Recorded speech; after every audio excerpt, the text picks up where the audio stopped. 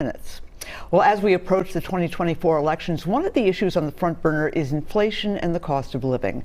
While inflation is cooling, wages, especially those for lower income people, have remained stagnant.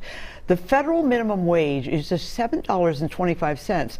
Representative Ilhan Omar and a number of other legislators want to raise that to $17 an hour by 2028. And Congresswoman Omar is joining me right now. It's great to be here with you. Thank you so much for coming on. Let me ask you about this, because you have got Representative Angie Craig on board with this. You've got Senator Bernie Sanders. You've got a whole spectrum of the Democratic Party, moderate to progressive. Any chance this could pass the House? We always feel like there is a chance. It just depends on how much, work we do and how much the public engages, because we're representatives and obviously we have to move legislation that the people care about. But the reality is $7.25 it's not sustainable for somebody to work 40 hours a week and not make an income that allows them to put food on the table, to house themselves or their families, and to still rely on government subsidies. That's a problem, and we have to address it. And we feel like $17 an hour is the solution going forward. Okay.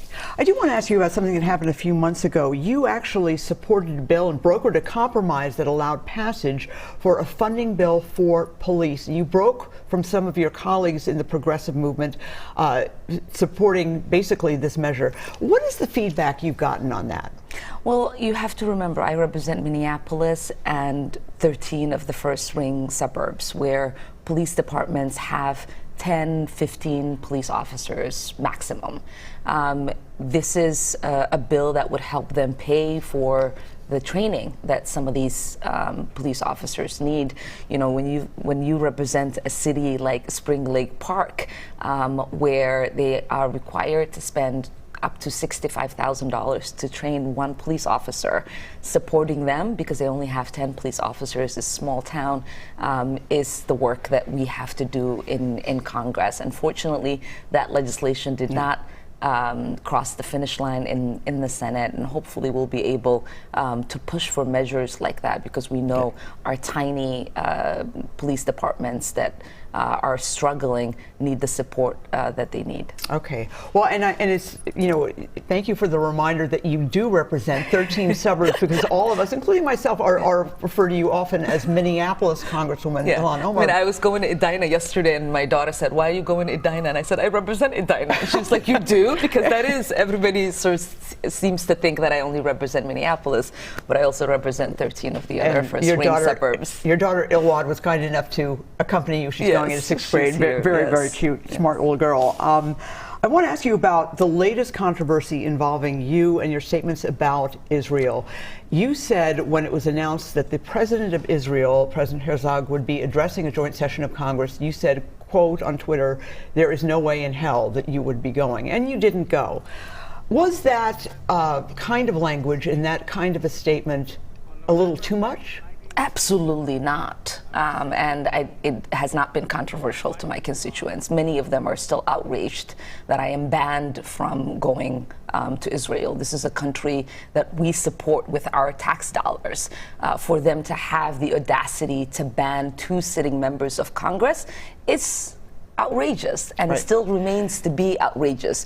And so for me to be expected to honor, whether it's ceremonial or not, a representative of that country, to me is outrageous. And so, yes, of course, I definitely would not go. And for those who might not remember, you actually were ready to go to Israel along with Congresswoman Rashida Tlaib, and you actually were, in fact, banned. And I know that and Israel is in violation of our laws. We have laws on the books that says any country that receives aid from us cannot deny entry to members of Congress. So interesting to see that there is a divide emerging in the Democratic Party about that. I want to ask you about the presidential race, because you were very active a few years, the last presidential campaign for Bernie Sanders. Are you behind President Biden this time? I am behind President Biden and all of the incredible things we were able to do in the last 2 years that we had the majority, whether it's the Inflation Reduction Act, whether it's the CHIPS Act that's bringing back manufacturing. We had the president actually come here to celebrate some of the resources that are coming to my district here in the 5th. I think the president has done admirable job in listening to progressives, in moving the needle, creating once-in-a-lifetime investment in addressing the climate crisis. And I think that it's important for us to be unified in defending this democracy that we have and making sure that people like Trump or DeSantis do not become the president of this incredible land. Well, I know a lot of progressives look to you for leadership on that issue, and so that is a significant endorsement. Congresswoman Ilhan Omar, always a pleasure. Thank you so much for coming on. Of course. Thank you for having me.